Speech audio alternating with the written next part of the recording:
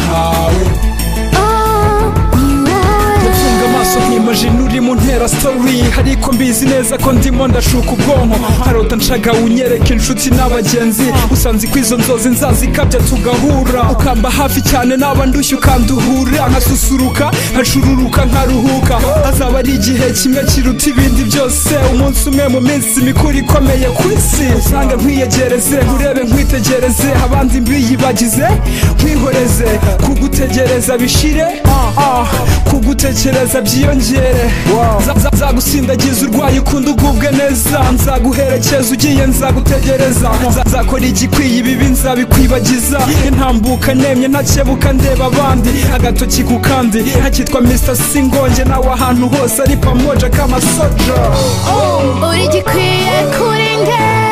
numva utuye muri nge